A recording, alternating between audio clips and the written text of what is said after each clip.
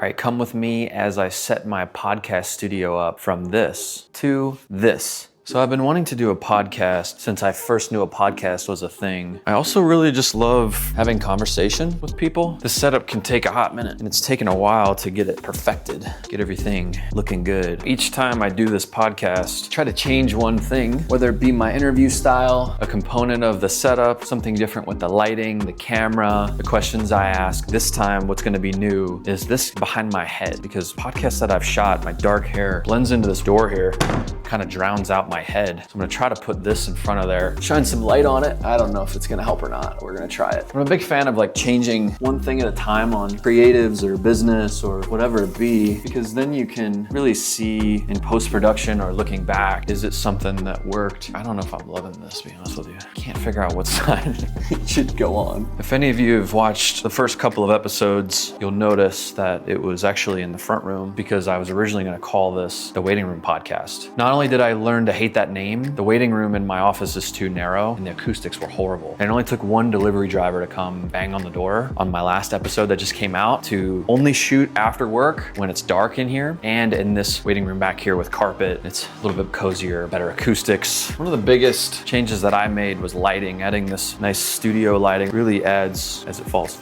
a really good characteristic to this podcast, makes it more cinematic. These are kind of cool. I got these off of Amazon for like 30 bucks. They're actually lights that are designed for nail techs, and I use them for overhead lights. They call them hair lights or rim lights, and it lights the shoulders and the hair and pops you from the background. One thing that's been sort of fun about this whole process is getting to meet new people. I'm surprised every time I do this how open people are to basically going, yeah, no problem, I don't know you, but I'll come shoot a podcast. It's awesome that I can have somebody in here that I really know nothing about besides an online bio, shake their hand in my front door, and within 5 minutes we're rolling live and getting to know each other. And that's most of my interactions that you're gonna see kind of moving forward. I have a lot of cool guests coming on that I literally have not met. And the first time I meet them is here in my office recording a podcast. I remember the first few podcasts I shot, I was so nervous that everything was turned on, everything was recording, my hair looked right, the mics are set up. I'm gonna start getting more of the background ready to go. These really help with both sound and also light. The sun sets on this side of the building, so a lot of times we were getting light coming through. Here's the last thing that we're gonna do here. We're gonna get this camera set up and then we're gonna do a little bit of a sound check.